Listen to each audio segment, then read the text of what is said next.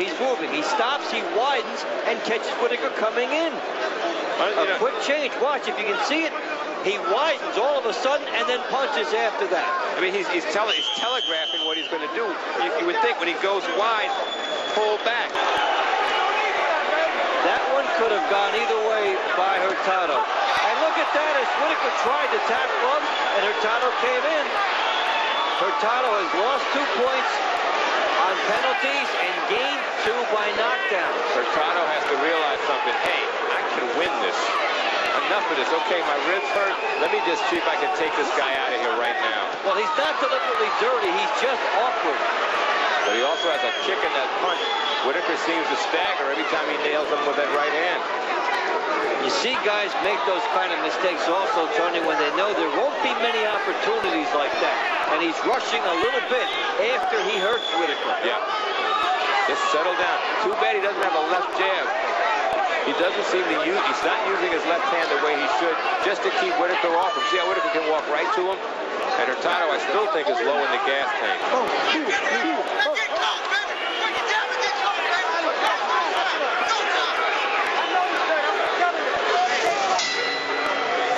We start the 8th round. Pernell Whitaker, will he be able to capitalize on what he did at the end of round 7 when Hurtado was almost out?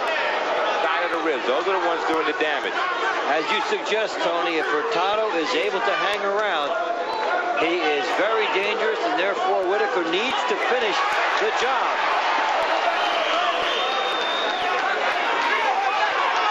We're seeing the retreat from Hurtado, but nothing in a punching mode as we saw earlier. Yeah.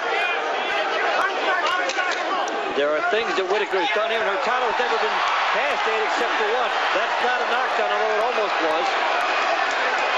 This is going to be very difficult to score if this keeps up. Yeah, and don't ask for style points like they do in figure skating. Like a 3. But Whitaker is well in hand here. Yet Hurtado, from bizarre angles, comes on. This guy does not quit. He has made this interesting and bizarre at the same time. Whitaker pounds the body toward the end of the round.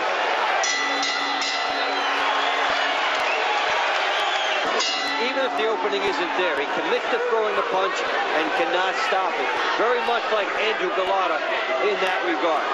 So, 9th round here. Pernell Whitaker, DIOSBELYS Hurtado. I've got Whitaker by 4 points, Tony, and starting to pull away. How about you? Same at Whitaker, 76-72. I'm also wondering, we're all saying Hurtado is awkward and strange in the ring and weird. Is Pernell Whitaker getting old before our eyes? And by the way, there's a whole lot of ice in the center of the ring and in Hurtado's corner. Yes, and it really should be cleared away. It can become an obstacle. Somebody can slip over that. We've seen sloppiness in Pernell Whitaker here. And people are out there. And if you were going to project it, you would figure there's more power and speed on De La Hoya.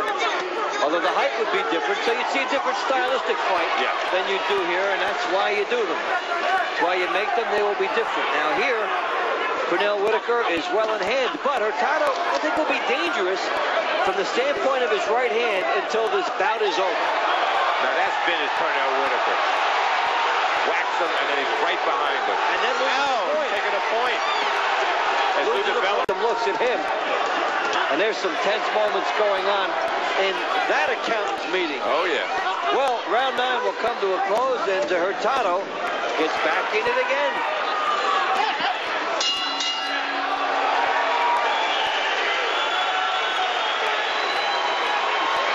He was consistent. Yes. So, the bigger question is not the call as we get into round 10, but what effect will this have in firing Hurtado up? He's been capable of mood swings in this fight. Pernell Whitaker toying with him again, and Tony, this is not right. No time for that. There's a job to be done. I said earlier, this is it. Well, in the 10th round, if Hurtado can put himself in position to make the fight close, who knows? He picks up at least a point. Did you make that a 1-point run for him or 2? I gave it I was giving given the round to Whitaker.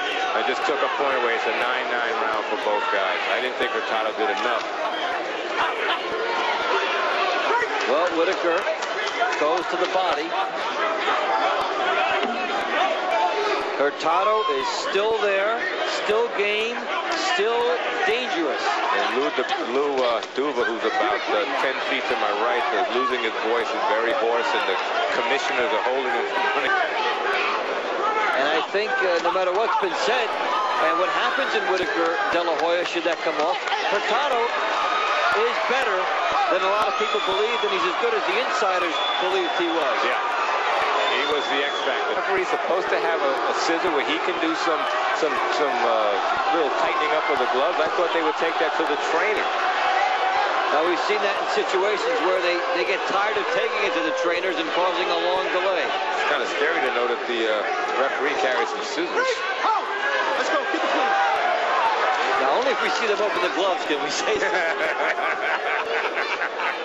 Well, round 10 goes in, and Pernell Whitaker on his game, but getting some good shots. And we start the 11th round, just 2 to go between Pernell Whitaker and DIOSBELYS Hurtado. It's been very interesting. What happened now? We'll have another conference. And referee Arthur Mercanti Jr. just imploring the fighters, saying, come on, be more professional. Don't make me get involved in it any more than I have been. Maybe take out my scissor again. You don't want to see that, right? He's already taken a couple points away. Right. There have been 2 knockdowns. Referee's taken 3 points away, and there have been 2 knockdowns. Now, that's a wide open avenue for debate when you look to the scorecards in this fight. Oh, yeah. Now I'm wondering, Whitaker, he hurt him there. Whitaker has not gone to the body in a while, which is kind of surprising. He abandoned, Tony, that's a good point. He abandoned the strategy that was working earlier. And this place has been quiet. Yeah, they're not seeing vintage Sweet Pea Whitaker stylistically. That didn't look low. That didn't look low. Hurtado tried to buy that one from the referee. He didn't go for it. That did not look low, as Whitaker has shown. A very unique style for Whitaker. Big shot by Whitaker. Hurtado in deep trouble. It's over. Could be over. It's over. Could be over. The refs should get in there. The refs should get in there. Way overdue. Way overdue. Did he stop it, though? Did he stop it? Now he does. Now he does. It stopped. About 3 punches too late. Too late.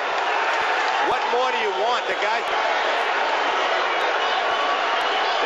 Mercanti was in the wrong position, Tony, is what happened. He came around, and he made a bad call there.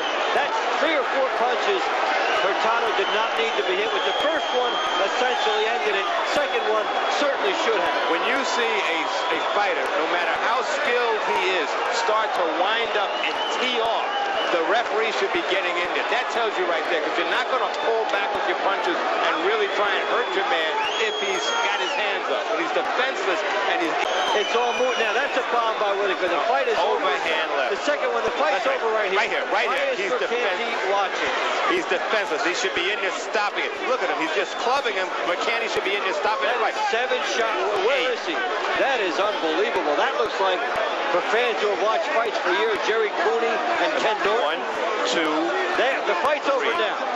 4, more than over 5, now. 6, 7 shots. 7, 8, 9. That's unbelievable. And it's not counting the punch that did the damage. Right, and the only thing that stopped it really is Hurtado going through the ropes. Mercanti still has not stopped this thing. No, but look, he's throwing 1 punch. He's just winding up. Any experienced referee should know when a guy's doing that, the man's hurt. Stop it. How many times he's got to be hurt? That is unbelievable. Here in Caesars Atlantic City, the end comes at 1 minute. Oscar De La Hoya happy now. The big payday is here, and he likes his chances based on what he's seen. And still, WBC